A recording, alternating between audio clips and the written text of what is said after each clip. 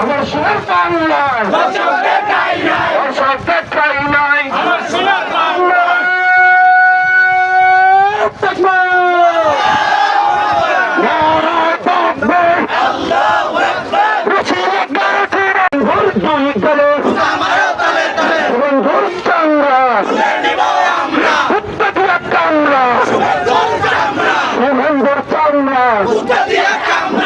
টিকি ধরা হয়, আদালতে ওঠানোর পরে তাদেরকে তাদের শাস্তিও একটা নির্ধারণ হয়।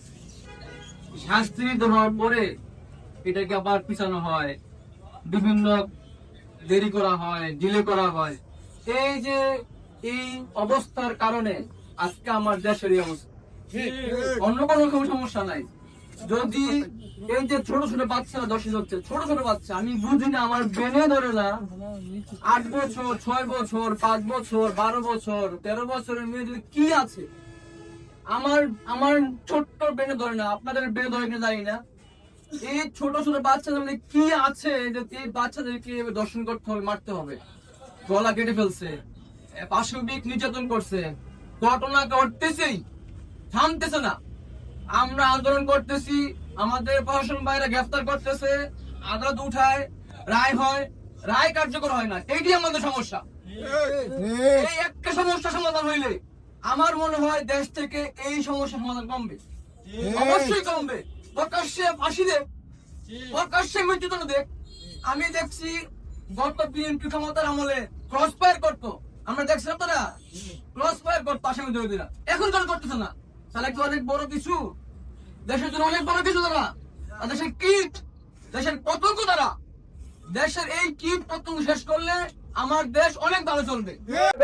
আহ্বান জানাবো, কিছু কিছু যে ঘটনাগুলো এখন যে রামিসা ঘটনা ঘটলো, আরো কিছু ঘটনা যেগুলো রায় হয়ে আছে, এগুলো দ্রুত কার্যকর করেন। রায় কার্যকর গুলো হইলেই মানুষ ভয় পাবে, এই কাজ থেকে ফিরে আসবে। হস্তান্তর করার পর আদালত তাকে এক অচেনা অজানা শক্তির বলয় থেকে তাকে মুক্ত করে দেয়, এই জন্য তাকে বৃদ্ধাঙ্গুলি দেখায়। আজ আমরা জানতে চাই, যদি স্বরাষ্ট্রমন্ত্রী হয় সংবিধান বিশেষজ্ঞ, কোন রাষ্ট্রে সংবিধান বিশেষজ্ঞ দিয়ে স্বরাষ্ট্র মন্ত্রণালয় পরিচালনা করা হয় আমার জানা নেই।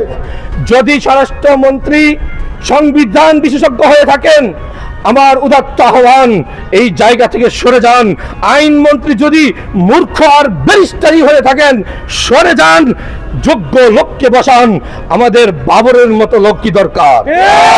আমাদের দরকার নিরাপত্তা, আমাদের দরকার প্রকৃত সিন্ডিকেট ভাঙা।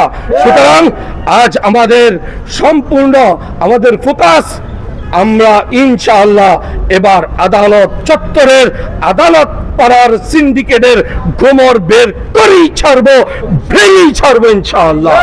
যখন সাংবাদিক বন্ধুরা ওনাকে মদিনার আইনের বিষয়ে প্রশ্ন করেছেন, তখন তিনি প্রকাশ্যে মদিনার আইন তথা কোরআনের আইনের বিরুদ্ধে হাসি ঠাট্টা নিয়ে তিনি আলোচনা করেছেন। মাননীয় মন্ত্রী মহোদয়, আপনাকে বলতে চাই, আপনি সেই 24 পূর্ববর্তী বাংলাদেশ মনে করবেন না। এই বাংলাদেশ আগের বাংলাদেশ নয়। এই বাংলাদেশে হাসি ঠাট্টা করে আপনি মাপ পাবেন না। আমরা দেখেছি ভারতে কিছুদিনের মধ্যে মুসলমানদের উপরে এমনভাবে নির্যাতন হচ্ছে, মুসলমানদের বাড়ি ঘর এবং জানমালের কোনো নিরাপত্তা নাই। আর বাংলাদেশে শিশু 4 বছর 5 বছরের শিশুদের উপরে একসাথে, ভারতে মুসলমানদের উপরে নির্যাতন আর বাংলাদেশে শিশুদের উপরে ধর্ষণ একসাথে চলছে। এর ইস্যু কি? এর ইস্যু বাংলার তৌহিদি জনতা জানতে চায়, এর ইস্যু বাংলার মানুষ জানতে চায়, এর ইস্যু ভারতের মুসলমানরাও জানতে চায়। কিন্তু আপনারা মুসলমান দেখেছেন, যারা দর্শক, যারা হিন্দুত্ববাদী মুসলমানদের উপরে নির্যাতন করেন, আপনারা মুসলমান দেখেছেন। মুসলমান যদি একবার ঘুরে দাঁড়ায়, আপনারা পালানোর রাস্তা পাবেন না।